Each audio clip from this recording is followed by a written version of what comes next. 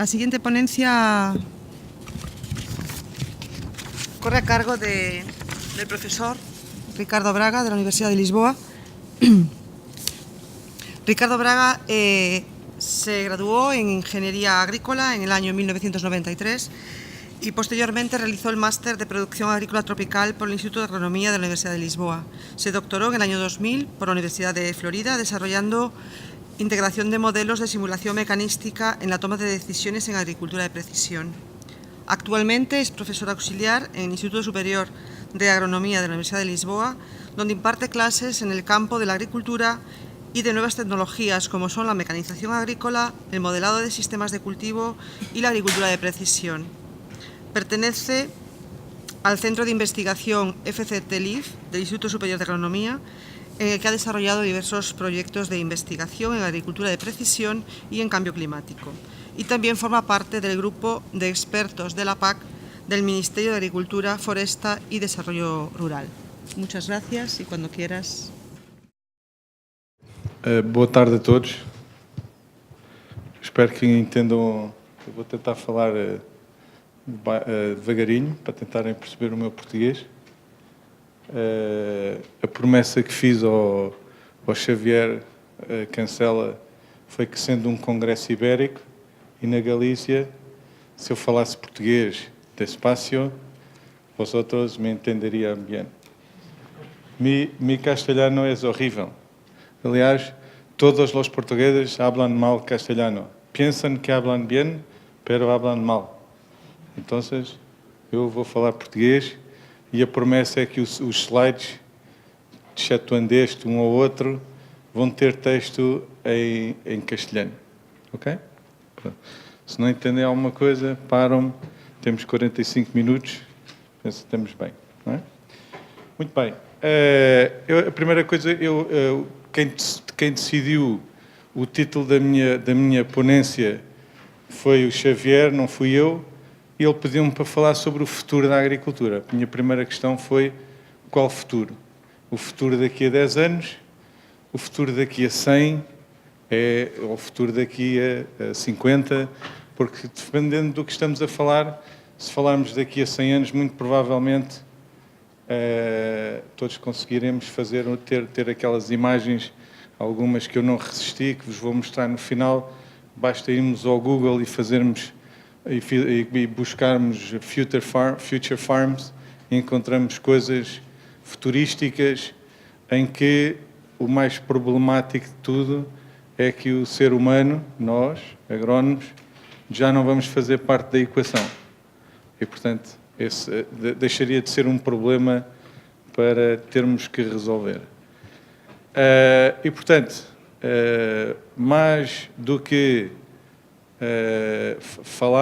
hablar desse futuro longínquo, a mim preocupa mais, e o trabalho que temos feito em Portugal, juntamente com o professor José Rafael da Universidade de Évora, que também está aqui, e que vai falar amanhã num talher. A nossa preocupação é muitíssimo grande na adoção da agricultura de precisão. Fazer com que não seja só uma coisa de simpósios, teórica, da internet, mas que seja real e que tenhamos agricultores em Portugal, para já, e depois, se pudermos exportar ainda melhor, a usar esse conceito. E o que é facto é que andamos a pregar há quase 20 anos, e nos últimos anos o processo tem-se dado e a adoção tem chegado ao campo. E é um pouco sobre isso, que eu vos gostava de falar, sobre qual é a nossa abordagem e quais são os problemas que encontramos na translocação do conceito da agricultura de precisão para o campo. Aqui tem um slide em castelhano. Portanto, só para nos sentarmos todos na mesma página, eu presumo que a audiência seja conhecedora do tema da agricultura de precisão ou relacionado, e aqui o que nos importa para já não é no conceito mais alargado do smart farming, mas é qualquer coisa mais restrita, que é o Variable Rate Management do mundo anglo-saxónico. E há aqui uma diferença muito grande que eu acho que é decisiva, é uma mudança de página, que é nós focámos-nos naquilo que é o essencial e não naquilo que é o acessório. E o acessório, neste diagrama, que é dos primeiros da agricultura de precisão a nível mundial, foi desenvolvido nos Estados Unidos, esta infografia, o mais acessório aqui é a tecnologia. Portanto, aquilo que é o essencial são os dados e a forma como nós transformamos esses dados em decisões para os agricultores. Como é que nós pomos dinheiro no bolso, na bolsilha dos agricultores. E, portanto, as tecnologias de informação e comunicação aparecem ali, mas sempre como são ferramentas que nos auxiliam a chegar a um fim, esse sim muito importante, que é transformar dados em informação e informação em decisão e decisão em dinheiro, em margem para os agricultores. Ora bem, nós desde logo temos um grande problema quando falamos de agricultura de precisão, porque ele é simultaneamente um tema hiper complexo. Temos aqui, desculpem, está um rato.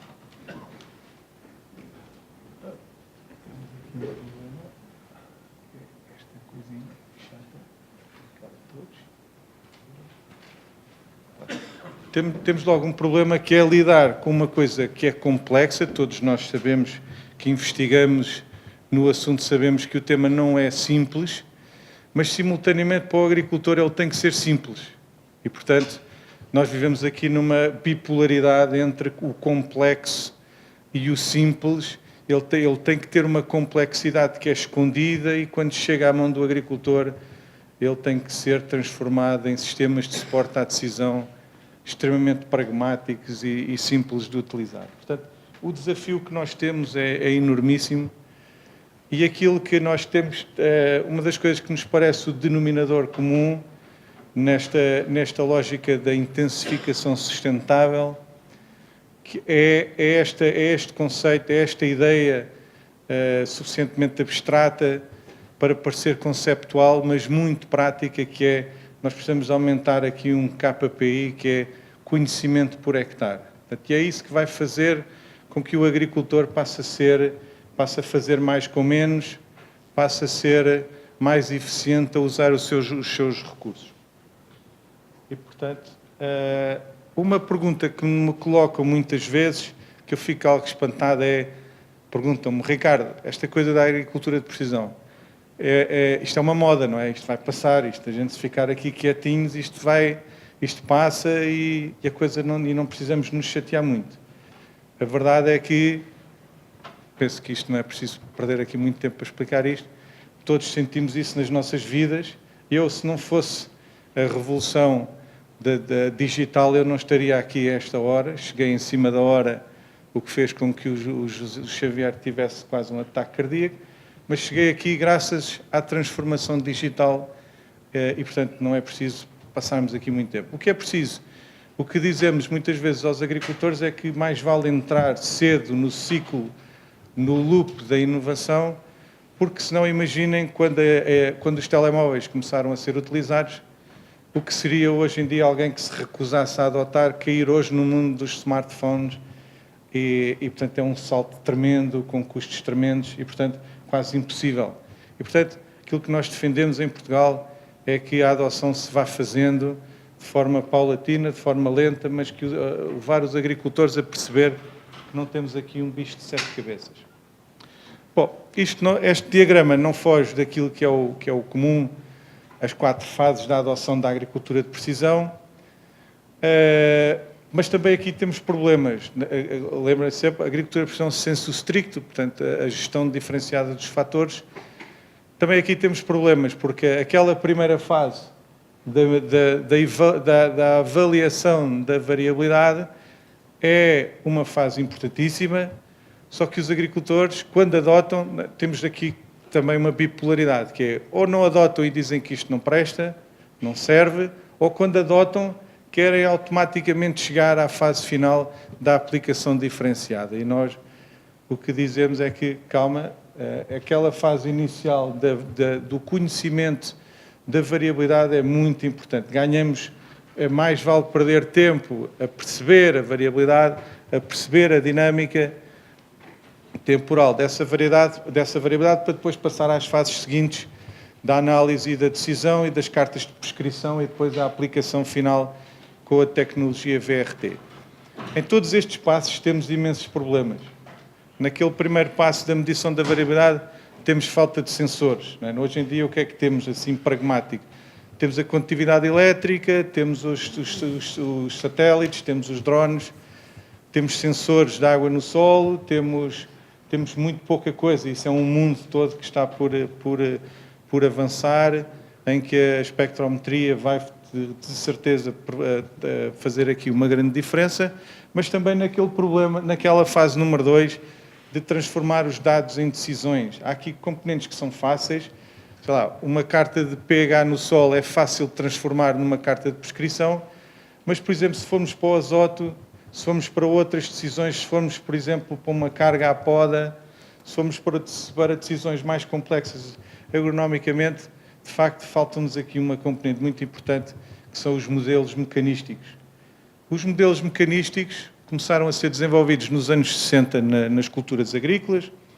Eu próprio fiz, na minha tese de doutoramento, na utilização dos modelos de simulação na agricultura de precisão. Agora, acontece que eles estão ainda numa fase muito embrionária, começam a responder a pragas e doenças, mas não respondem a micronutrientes, não respondem bem ao fósforo. Portanto, há aqui uma série de problemas, o que leva a que essa fase esteja a ser substituída pelas análises de deep learning e por modelações numéricas dos dados versus modelações mecanísticas dos dados.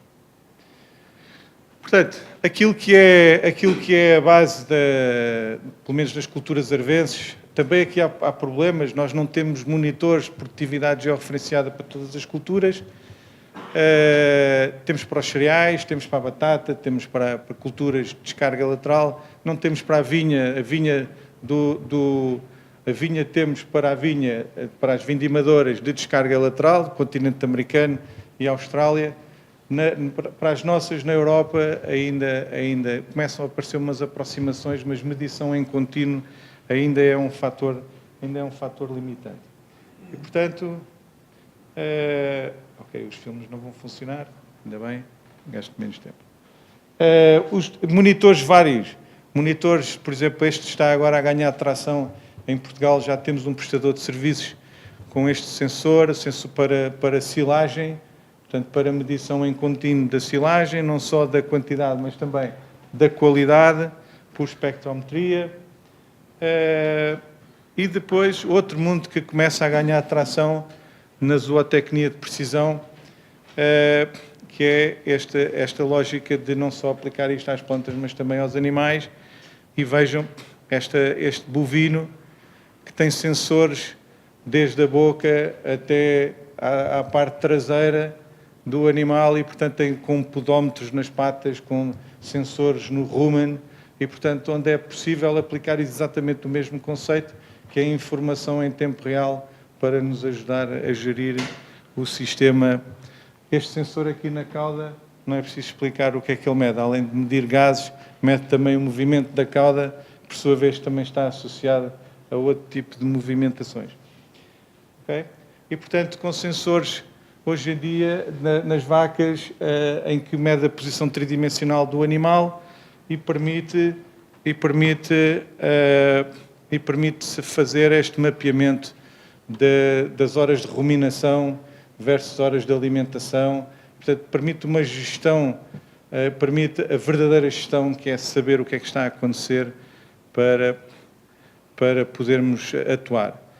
Qual é o ganho de tudo isto? O ganho de tudo isto é relativamente evidente, é a otimização através de melhoria das decisões. O que é uma decisão? Mejores decisiones. O que é isso? É tecnicamente mais corretas, com menor custo e mais oportunas.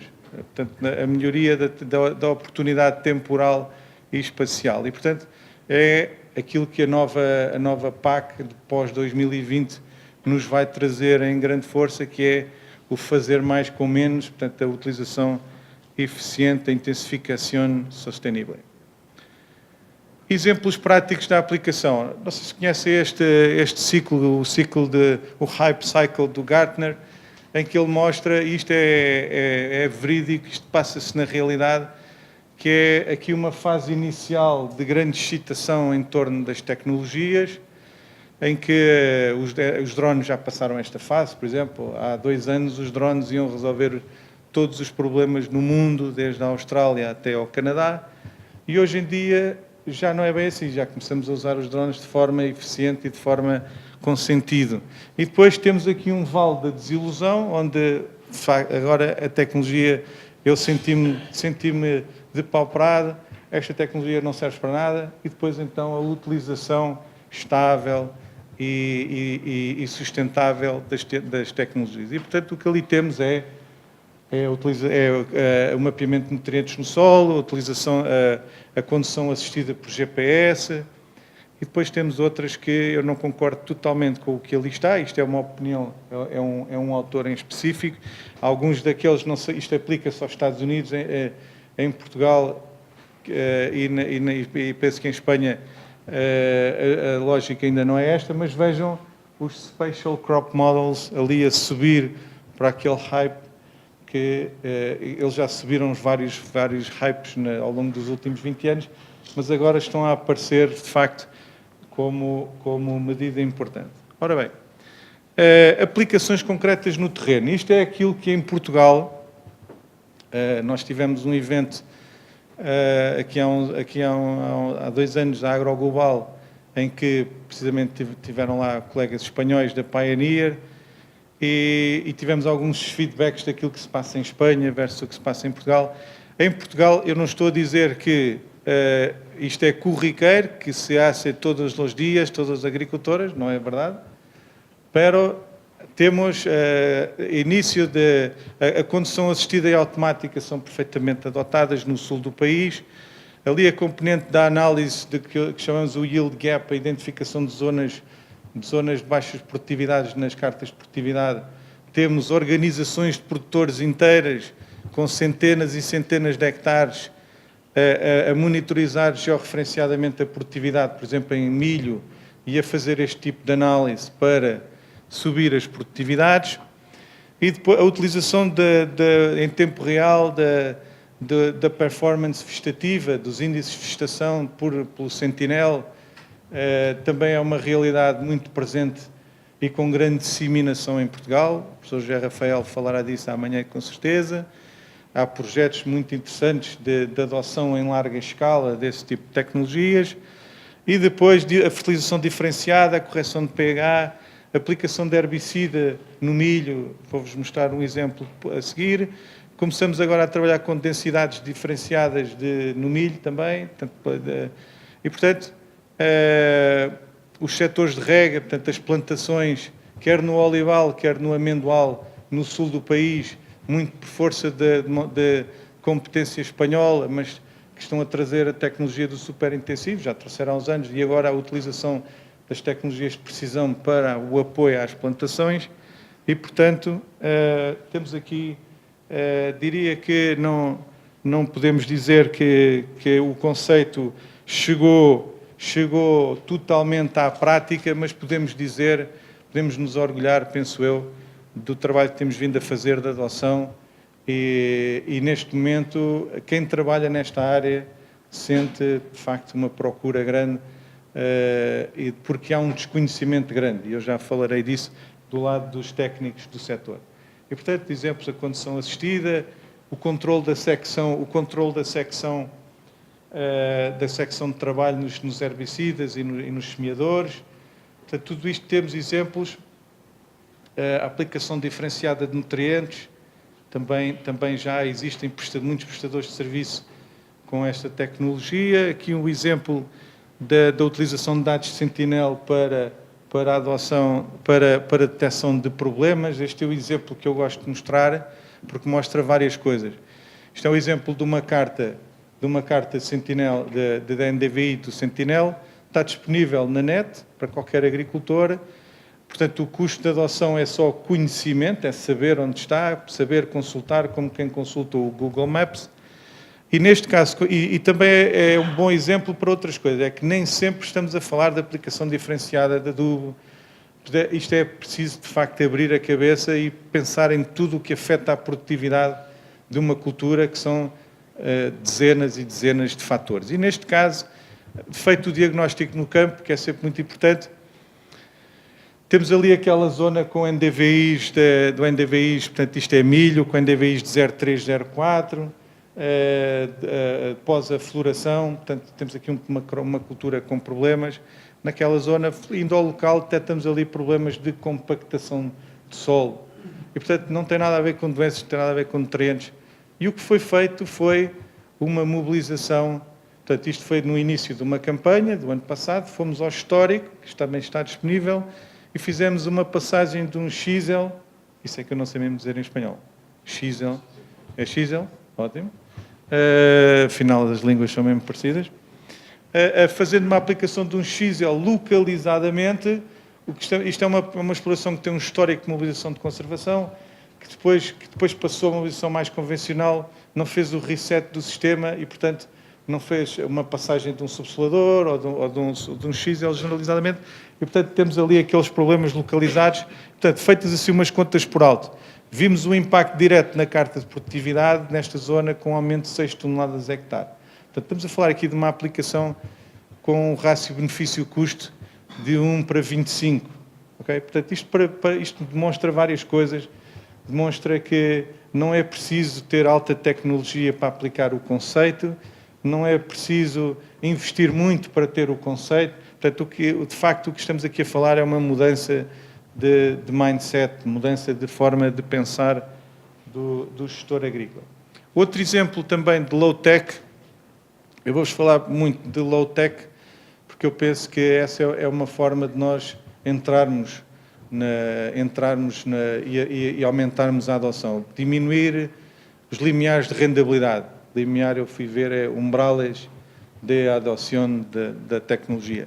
E vejo aqui, isto é um agricultor em Portugal, porventura o mais tecnológico em Portugal, mas que ainda assim está no processo de adoção. Começámos a trabalhar nesta área nos últimos 2, 3 anos. É o famoso em Portugal engenheiro João Coimbra, na Golgã. Tem um blog que é este Milho Amarelo, muito interessante, o que é que um agricultor pode fazer do ponto de vista pedagógico e no trabalho em prol de uma cultura. E aqui o que foi feito foi, utilizando um drone, em inglês seria off the shelf, portanto um drone que se compra num supermercado, um Phantom 4, um Phantom 3, 1.500, 1.800 euros, utilizando uma aplicação que é o Drone Deploy para controlar o drone. O próprio agricultor fez um voo, recebeu a imagem por e-mail e conseguiu, com grande precisão, detectar as zonas de infestação. Portanto, estamos a falar aqui, neste caso, de aplicação de herbicida pós-emergência.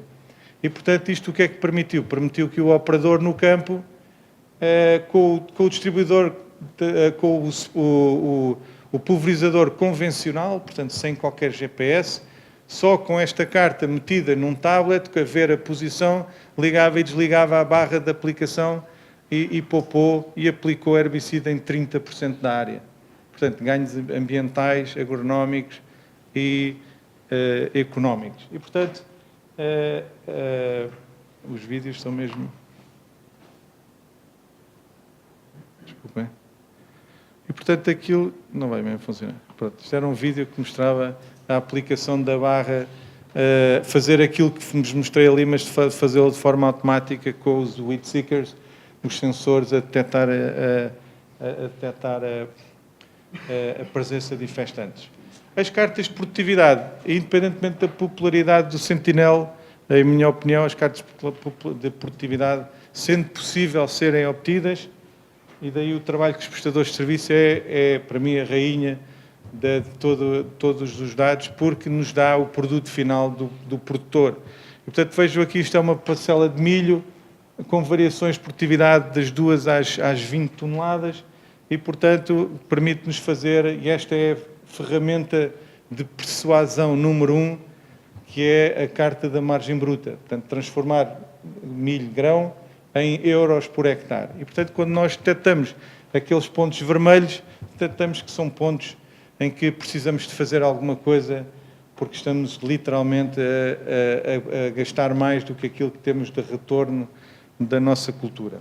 E, portanto, nós fizemos um estudo, só para termos um número, fizemos um estudo num agrupamento, numa organização de produtores que é a AgroMais, nas zonas mais produtivas do país em Portugal, portanto, com solos, com aluviosolos, solos com grande potencial, e nos cerca de 10 mil hectares de milho, tínhamos cerca de 30% da área abaixo do limiar de rendabilidade.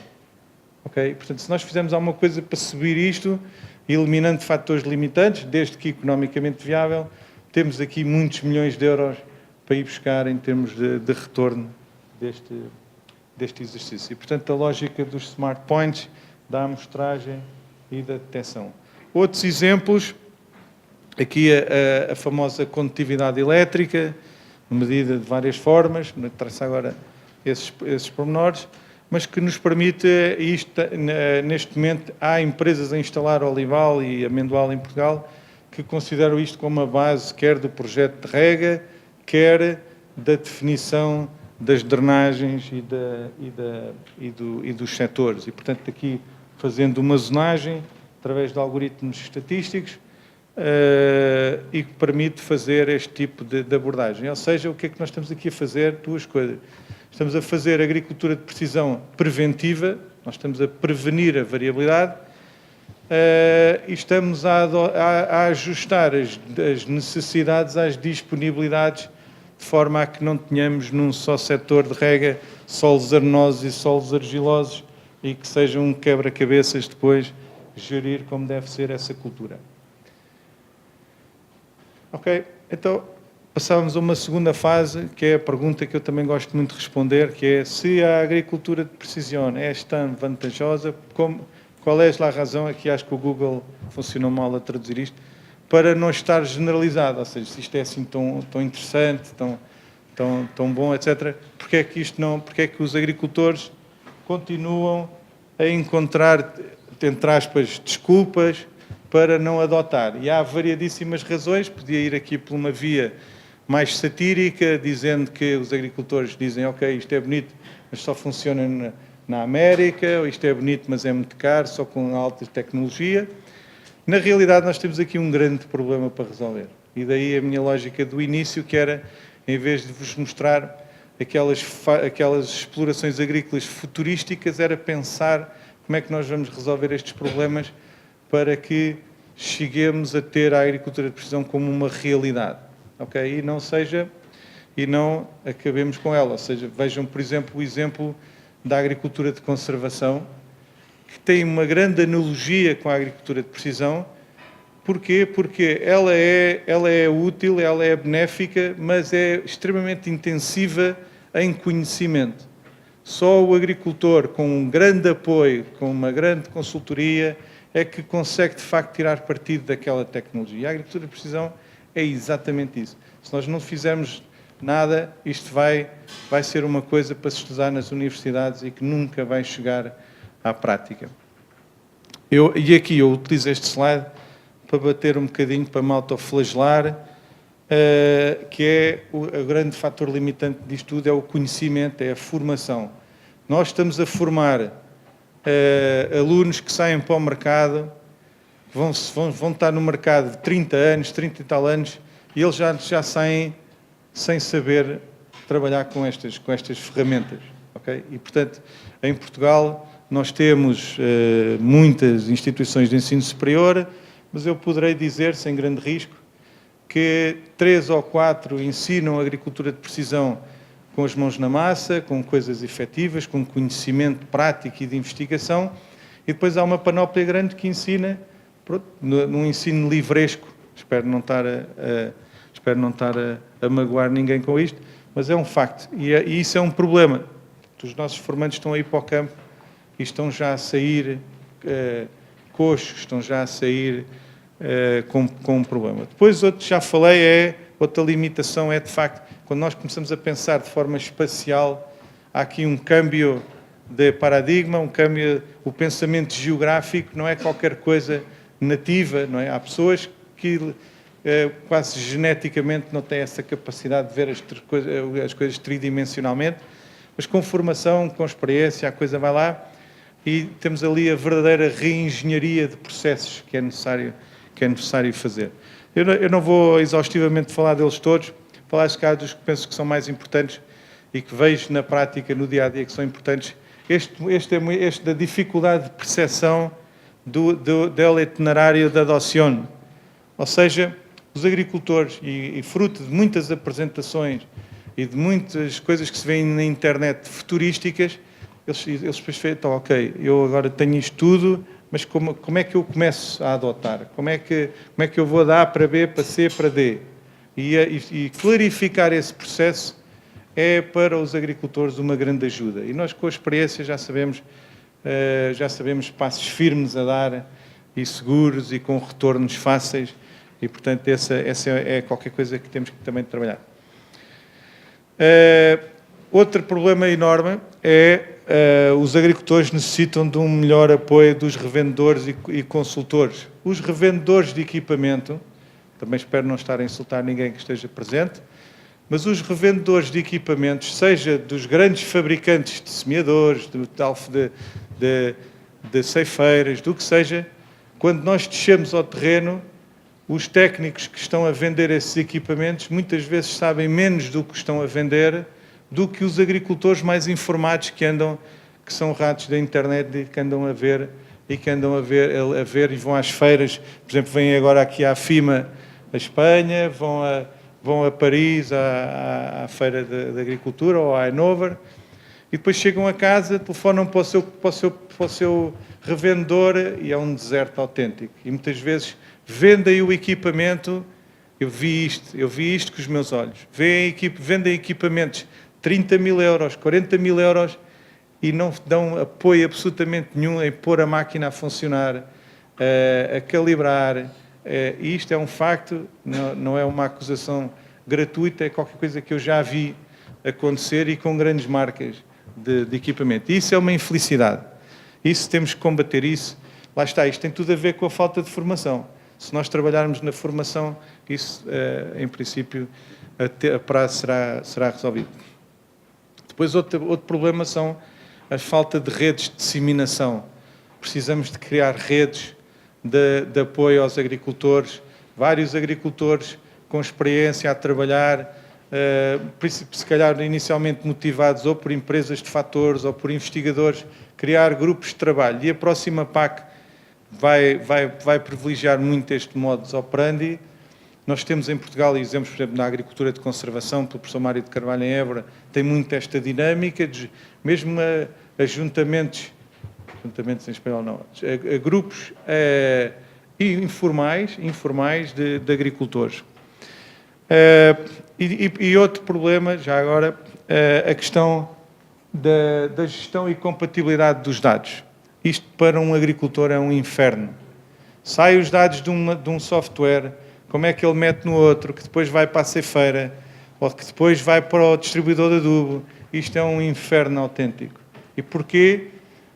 Eu vejo algumas pessoas a rirem-se, muito provavelmente ou trabalham nestas indústrias de software ou apoiam agricultores que estão com estes problemas, depois saberemos.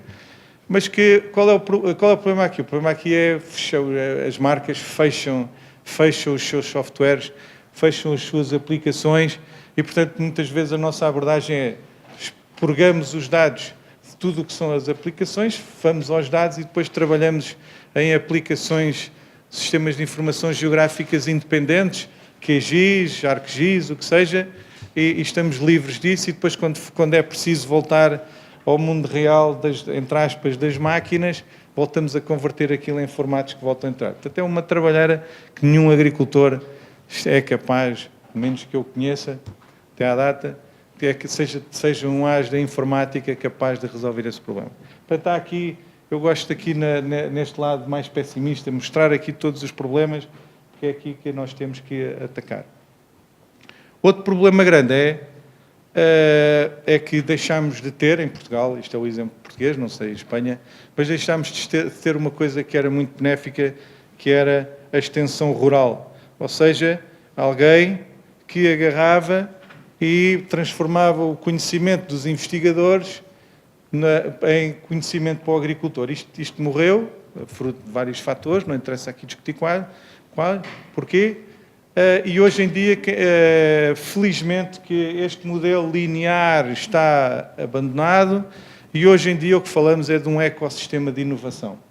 Falamos de vários atores, vendedores de fatores, projetistas, consultores, organizações de produtores. A investigação já não é o investigador que vai ao campo formar os agricultores, vamos todos aprender nesta rede complexa e muitas vezes até com dupla valência dentro de cada um deles. E, portanto, é aqui que temos que, é no fortalecimento destas redes. Agora, a questão a seguir é como é que nós aceleramos.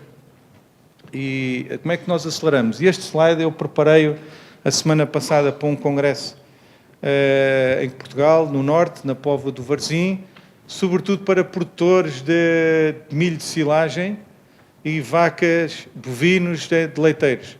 E, portanto, estamos a falar de agricultores com 10 parcelas de 2 hectares, ou nem isso, e, em média.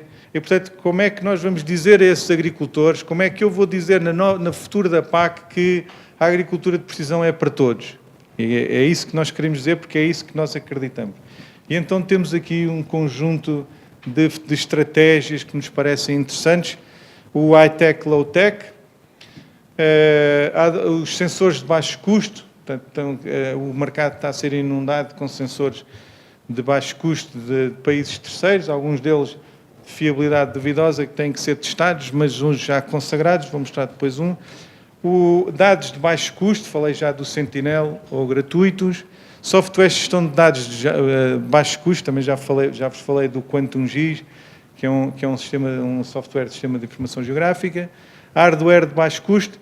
Aqui a dicotomia entre o retrofit, o instalar monitores nas máquinas, nas ceifeiras, nos semeadores, versus eu ter que comprar o topo de gama de uma ceifeira para ter lá um monitor de produtividade ou para ter lá um isobus.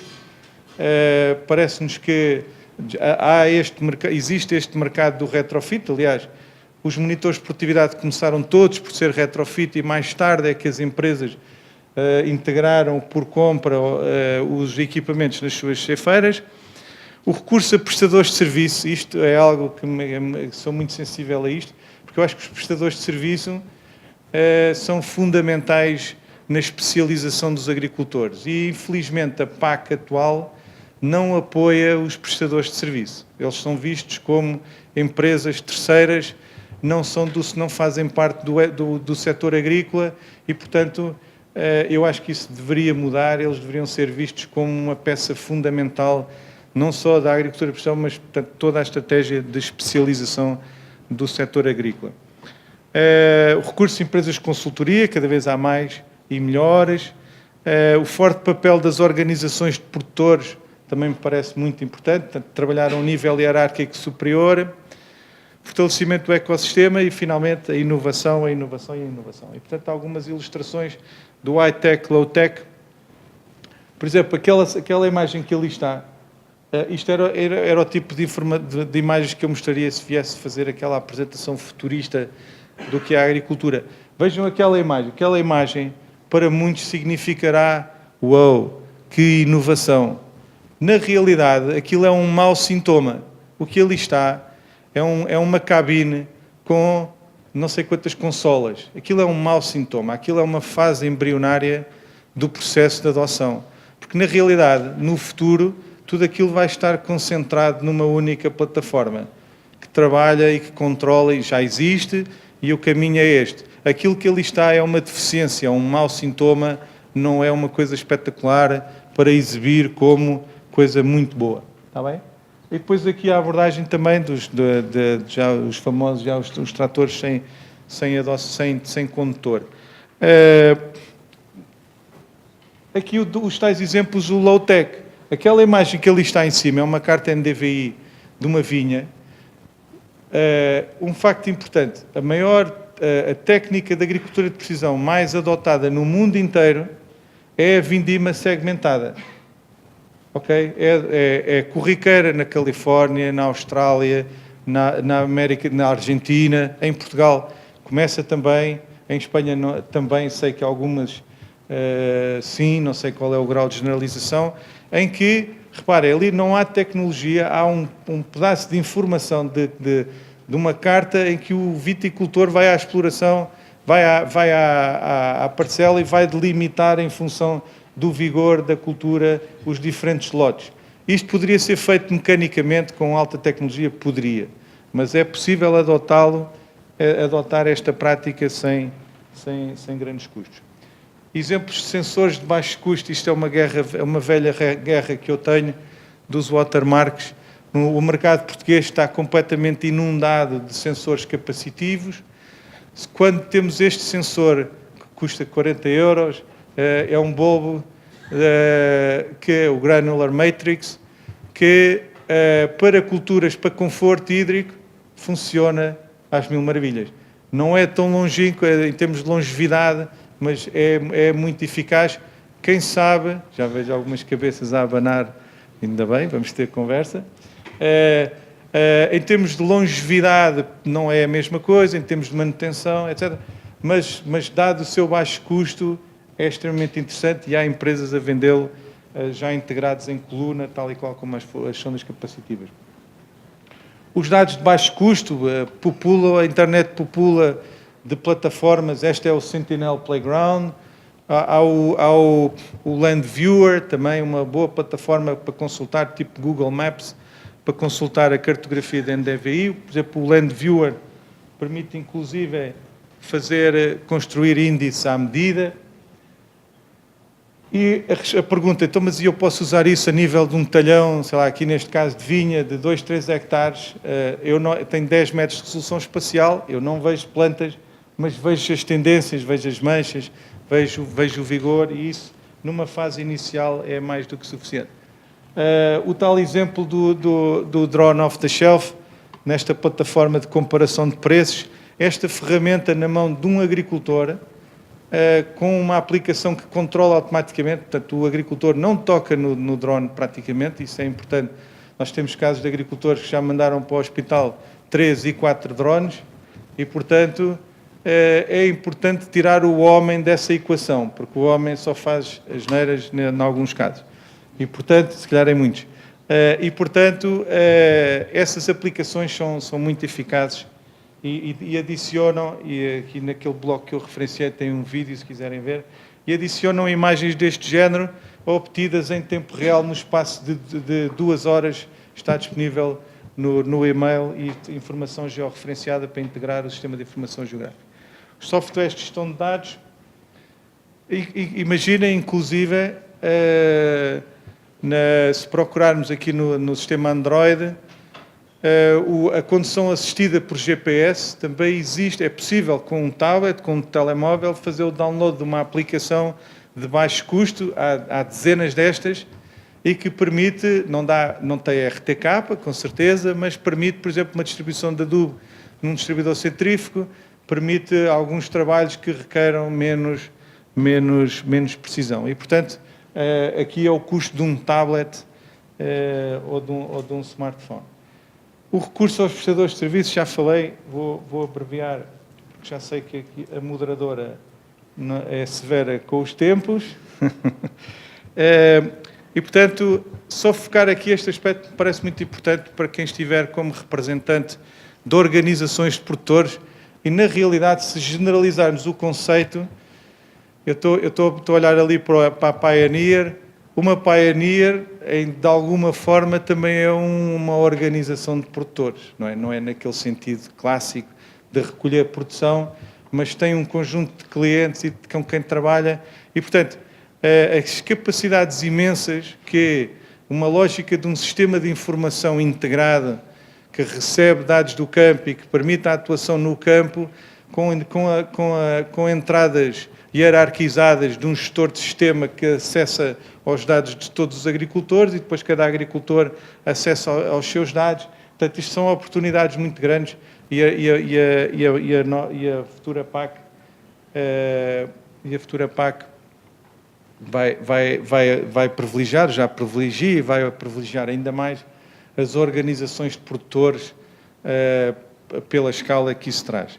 Estes vídeos não vão funcionar e aqui eu entraria então numa lógica mais futurística, que já é realidade, mas que ainda não é, legalmente, por exemplo, isto ainda não é possível. É a condução, este vídeo, veríamos aqui o trator a passar e a fazer a viragem em modo completamente automático. Este paradigma, que não sabemos como é que vai ser, mas temos como é que vai ser o futuro das máquinas. Continuaremos a ter tratores de grande potência e generalistas, ou versus passaremos a ter máquinas especializadas de baixa potência a trabalhar em ecossistema, não é? Portanto, se calhar vamos ter uma fase de transição com os dois tipos, vamos ter o trator de grande potência com semeador e um robozinho a andar a fazer medições ou a fazer atuações e a caminharmos para um ecossistema de máquinas a trabalhar entre si. O mundo da aplicação em tempo real, portanto, estas aplicações já existem, mas ainda não ganharam tração. Isto era tudo filmes que não vão funcionar. Este também não. Na lógica da robótica, populam, inundam, neste momento, o H2020, os projetos da robótica. Este foi um dos que nós entramos, em que tínhamos esta, por acaso, é uma versão mais precoce, a versão mais atualizada é esta, que funcionaria se o vídeo funcionasse, em que o que ele faz é percorre autonomamente a vinha para recolher dados da vinha. Portanto, ele não atua, ele apenas recolhe dados para a estimativa da produtividade da cultura. Portanto, a importância daquela fase inicial da recolha de informação. E, portanto, futuro, e já concretizado em algumas marcas, faço só por um exemplo, tem o conceito do Connected Farm, do dashboard, em que este é o sonho de qualquer gestor, que já existe na realidade em agricultura de sistema fechado, em estufas de ambiente controlado, num lagar, numa adega mais tecnológica, já existem estas plataformas em que nós controlamos um sistema, recebemos dados de um sistema e atuamos sobre um sistema remotamente ou em vivo, através de um dashboard, através de um tablier que recebe dados de satélite, recebe dados de produtividade, meteorologia, e nós atuamos, temos os preços de uma commodity, por exemplo, na bolsa, e em rigor no futuro, a minha taxa de aplicação, imaginem esta situação no futuro, um trator a fazer uma distribuição VRT ligado a um sistema destes, em que a previsão de futuro do preço do milho baixa e automaticamente a recomendação de azote vai baixar porque o limiar de rendabilidade desse fator baixou. Portanto, tudo isto a funcionar em tempo real. Portanto, entramos aqui num domínio que é só passarmos aí uma tarde toda a pensar como é que a coisa vai ser e teremos o tal futuro da agricultura de precisão. Portanto, as tais coisas mais futurísticas das vertical farms e de tudo feito de forma... este é o tipo de coisas que eu fujo a 7 pés, ok? Fazer apresentações onde mostre slides destes, eu fujo a 7 pés. No entanto, hoje estou aqui a fazê-lo porque me pediram para falar sobre o futuro. Porquê é que fujo a 7 pés? Eu intuí que não ia ter muitos agricultores aqui na audiência, porque se tivesse, isto é a estratégia número 1 para que eles não adotem nada, nem uma imagem de um satélite. Porquê? Porque isto mete medo. Isto é qualquer coisa que começam-se a rir, começam-se a sentir desconfortáveis, isto mete medo. E, portanto, não vale a pena entrarmos por aqui em falar de coisas transcendentes, vamos ser mais práticos e mais realistas. E, portanto, isto foi uma busca que eu fiz no Google de Future Farms e bonecada desta aparece às toneladas. Está bem? Podia estar aqui a mostrar isto, e robôs e não sei o quê, e era uma tarde bem passada. Finalmente, não se preocupem que eu não vou falar deles todos, mas finalmente chegou a um ponto em que às tantas, alguém que trabalhava comigo dizia assim, eu via tantas coisas a acontecer comigo que eu não achava corretas do ponto de vista da adoção, que houve um aluno que diz assim: porquê é que não crias os 10 mandamentos da agricultura de precisão? Eu achei aquilo muito presunçoso, muito pomposo, e então pus depois já eram 12, os princípios, não vamos ser tão egocêntricos, os 12 princípios que me parecem importantes para evitar problemas, e portanto, lá está. Primeiro, a agricultura de precisão é um processo, não é uma tecnologia, não podemos dizer aquele trator tem agricultura de precisão, porque não existe isso. A agricultura de precisão é um processo, o foco nos dados, a adoção deve ser paulatina, deve ser devagar, a baixo custo, low-tech, e depois então, à medida que o agricultor adota, sente-se confortável, então passemos a fases seguintes, que já se cometeram alguns erros de apetrechamento de explorações agrícolas com o último grito de tudo e mais alguma coisa, e depois aquilo não dá em nada. Não é? Porque é difícil integrar, é muito abrupta essa transição. Um aspecto que me parece muito importante, o número 4, que é só atuar VRT, em modo VRT, quando sabemos exatamente que aquele é o fator limitante. Porque senão, nós dizemos um ditado em português, não sei se funciona em espanhol, já estou a inventar completamente, que é pior a emenda que o soneto. Ok? Eu baralho, por exemplo, na vinha, isso então é um bom exemplo. Tenho um problema de vigor na vinha. Atuar logo na poda, sem perceber o que é que está a causar esse excesso de vigor, seja drenagem, seja azoto, seja o que for, é um erro completo. Eu estou a desregular a planta toda, estou a criar mais problemas do que a resolver. Isso muitas vezes é a tentação de quem vende fatores ou quem vende um produto. Ele quer forçosamente que aquele seja o fator limitante. E isso é mau, não defende os interesses do agricultor. Está bem? Outro problema, outra estratégia, que é outro princípio, que é não há receitas para a adoção, portanto, os roteiros têm que ser caso a caso, em função das culturas, em função dos agricultores. O objetivo não é homogeneizar as cartas de produtividade, também ainda se vê muito esse erro. O objetivo é maximizar margens brutas. Eu posso ter, no limite, uma carta de produtividade homogénea, toda igual, o milho todo a produzir 16 toneladas, e eu não estar a maximizar o dinheiro que tiro dessa parcela. Porque eu posso, isto tem a ver com a economia de fatores, eu posso não estar no ponto ótimo da produtividade marginal dos fatores em cada um dos sítios. Atuar sempre atendendo à racionalidade económica, portanto, não embandeirar em grandes investimentos. Resolver, este também é importante, resolver primeiro os problemas básicos.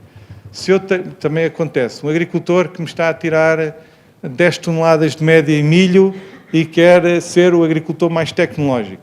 Então, primeiro vais resolver os problemas de base, que os tens com certeza, a menos que os solos tenham uma limitação de potencial que não se consiga resolver, seja no pivô, seja no que seja, problemas de pH, etc. Primeiro resolves as bases e depois então surge a agricultura de precisão. Sendo que a agricultura de precisão, algumas ferramentas também nos ajudam a solucionar coisas mais básicas, com aquele exemplo que vos dei da compactação e que foi detectada com o satélite. A muito curto prazo, os agricultores e as organizações vão precisar de um sistema de gestão de dados, porque às tantas é PDFs e dados, tudo e mais alguma coisa, e é preciso uma plataforma para gerir aquilo tudo e tirar partido daquilo tudo. Não é uma panaceia, não substitui a má gestão, portanto, não substitui o agricultor, que não substitui... Afinal, o outro slide estava errado, peço desculpa. Já foram comprimidos em 10. E pronto, e era o que tinha para dizer, penso que me portei bem no tempo. Em suma, trazer aqui aqueles slides de coisas muito interessantes e falar-vos aqui de inteligência artificial e de como é que eu no futuro já vou saber que vou necessitar de regar daqui a 15 dias com base em deep learnings e coisas. Eu acho que todos nós, penso eu não sei exatamente o público que tenho aqui, mas seriam exercícios fáceis. Eu acho que nós temos que nos preocupar em como é que vamos ter futuro e não como é que vai ser o futuro, porque a imprevisibilidade também é enorme nesse ponto de vista. Muito obrigado.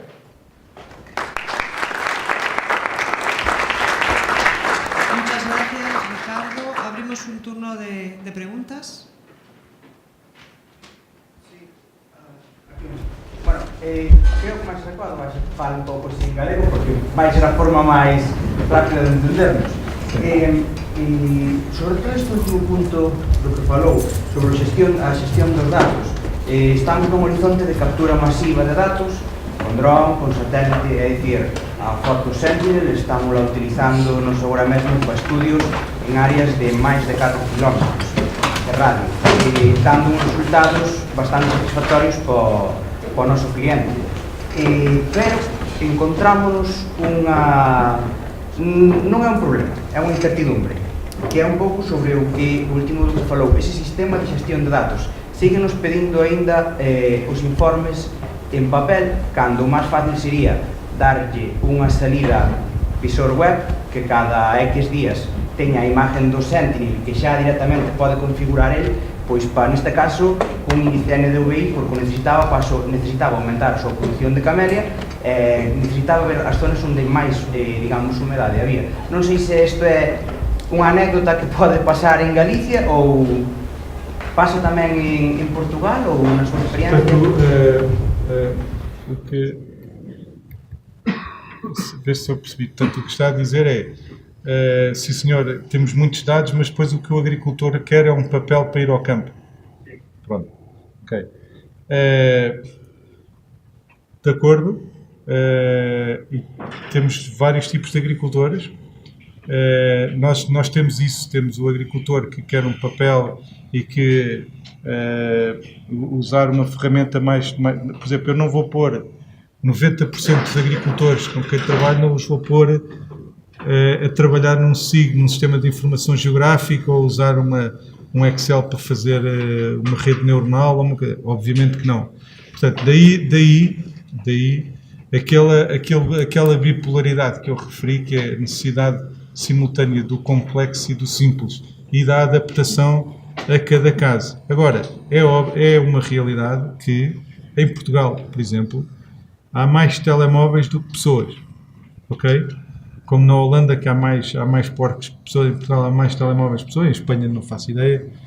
Os smartphones são qualquer coisa de muito comum e que, portanto, usar uma coisa daquelas, a experiência que eu tenho e que estamos a ter neste momento com produtores, lá está, com apps gratuitas, que há várias, em que é-lhe dado um geotipo, por exemplo, e aquele vai para o campo e até facilita a vida, porque ele não tem que andar à procura, tem lá o cursor a dizer onde é que ele está.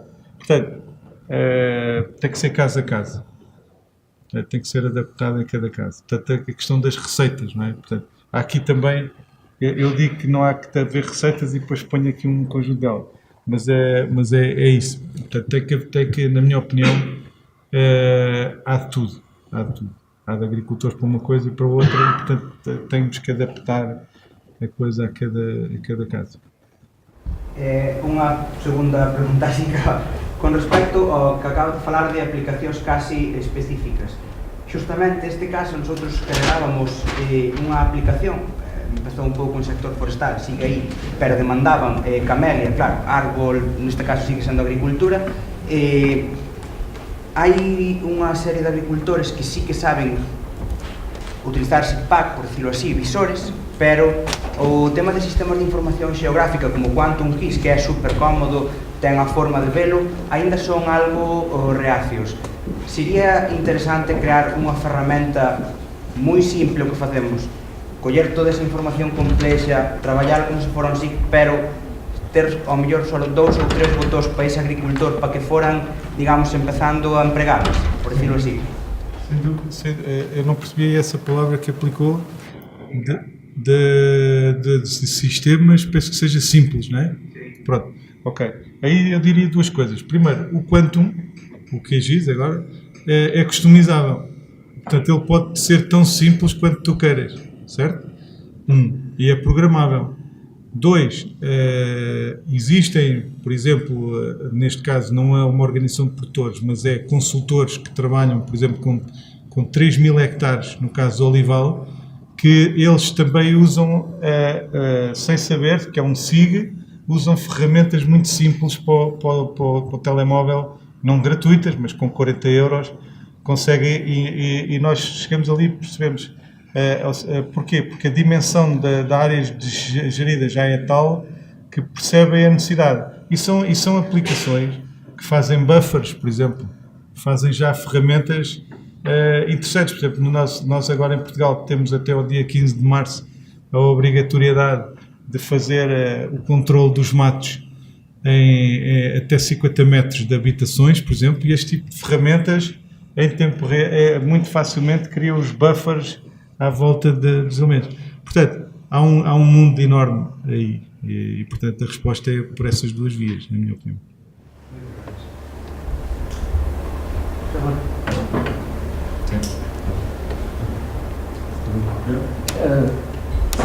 Falou que cada caso é um caso, mas estou a pensar particularmente nos agricultores mais pequenos,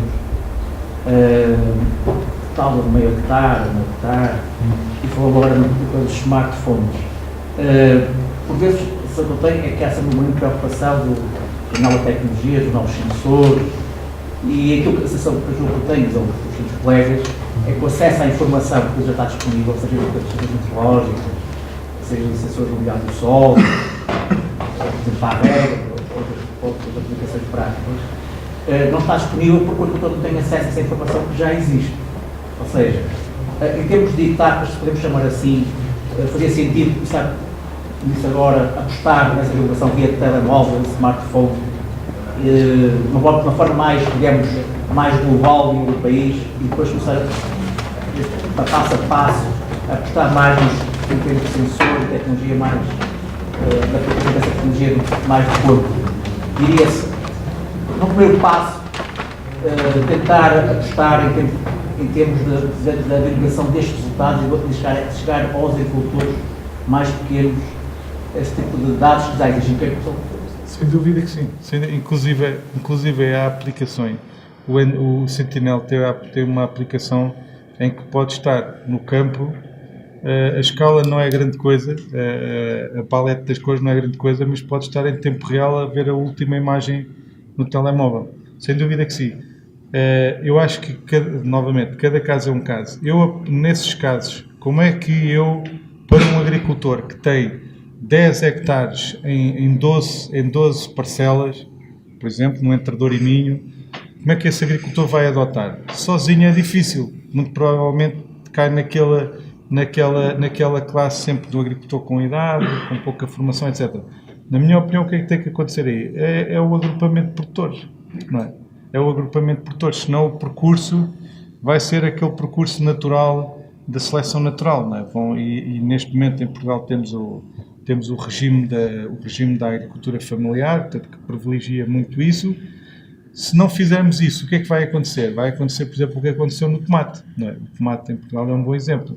Nós reduzimos de 4.000 produtores para 400 produtores e estamos a produzir mais, precisamente porque os ceareiros e quem fazia menos área foi um bocadinho posto fora da corrida, por competitividade. Portanto, a resposta, na minha opinião, o smartphone é uma oportunidade incrível. Eu conheço projetos, muitas vezes no ISA, isso também é uma infelicidade, penso eu. Quem trabalha em agricultura de precisão nas instituições, muitas vezes, a agricultura de precisão não está integrada nas disciplinas. Existe uma disciplina em separada, em que aparece lá um professor que gosta mais da coisa. Isso para mim é um erro, ter essa estratégia. Mas o que eu ia dizer era, existem projetos em África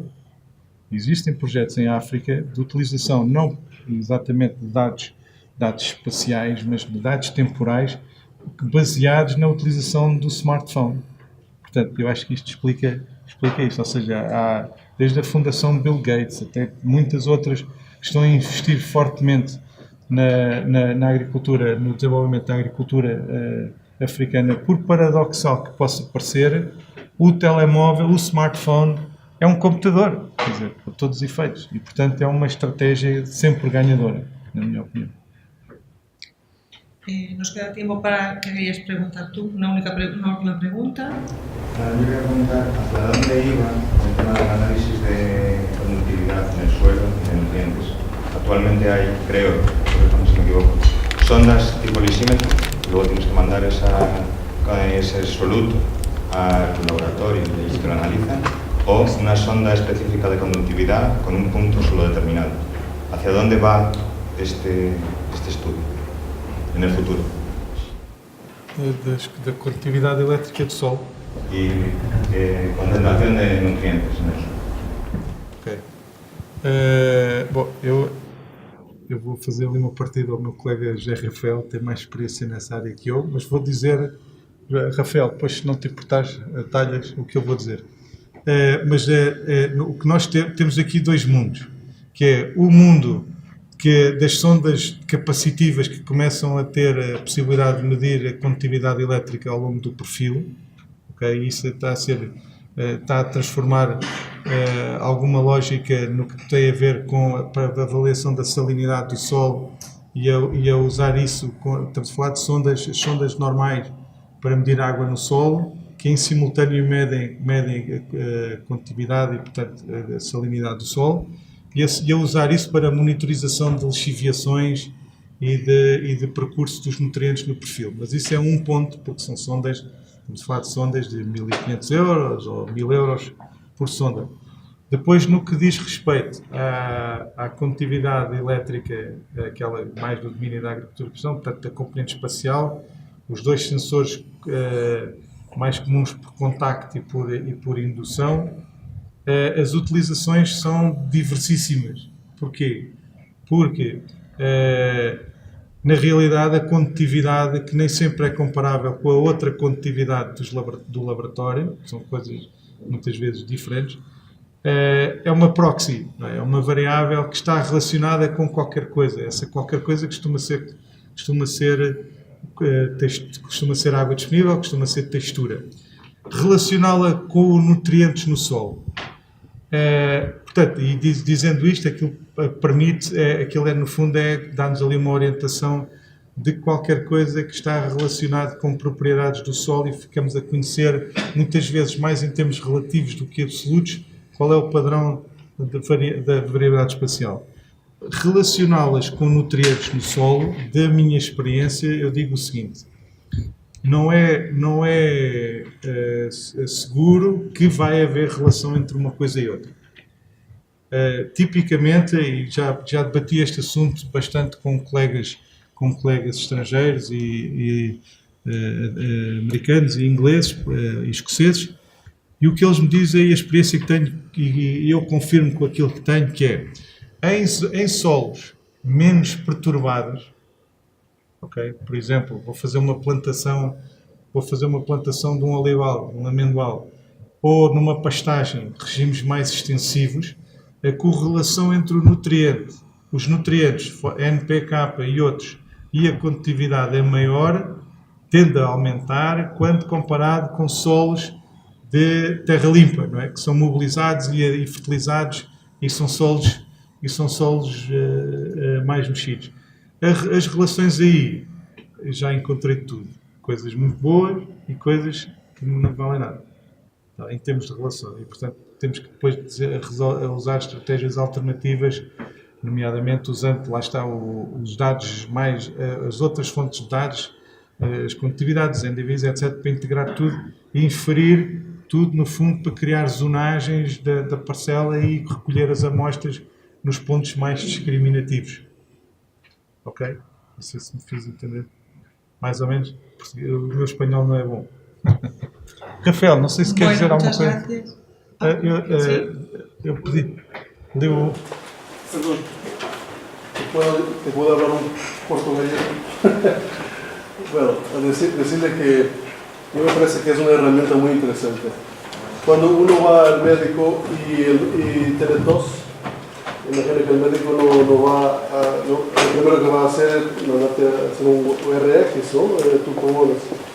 Y a mí me parece que quien trabaja con el suelo, muchas gracias, quien trabaja con el suelo, yo imagino que no puede poner nada ahí sin saber que está ahí. Y esa técnica es una técnica muy sencilla, cada vez más barata, y te quedas con la información de la variabilidad espacial. El temporal no me parece que es un poco relativa, mas la espacial puede ser muy interesante. Te digo eso porque para implantar cualquier actividad agronómica, el suelo es la base de todo. Y entonces, si vas a poner ahí agua, bueno, hay que percibir cuál es la variabilidad de la parcela para dimensionar el riego. Si vas a poner ahí nutrientes, bueno, hay que percibir primero la variabilidad de la parcela para percibir cómo los nutrientes se van a intervenir con la planta. Si vas a poner ahí plantas, hay que percibir qué tipo de plantas, porque por ejemplo, los cultivos leñosos tienen, ¿cómo se dice? Caballos. Sí, eso. Por ejemplo, más adaptado al arcilloso, más arenoso. Y por tanto, yo lo que creo es que hasta ahora no había los instrumentos y tal vez eran muy caros para que el empresario pudiera utilizarlos. Ahora me parece que no hay disculpas para no hacer ese rastreo en sus parcelas y empezar a pensar, actuar en el suelo de manera distinta, tratando distinto lo que es distinto. Eso me parece que es muy importante para la agricultura. No sé si contesté a tu pregunta, más podemos hablar afuera si quieres. Muchas gracias. Muy bien, muchas gracias a Ricardo, gracias a todos. Ahora tenemos una media hora de sesión póster y también tomaremos un café, donde podemos seguir charlando, discutiendo y preguntando. Gracias.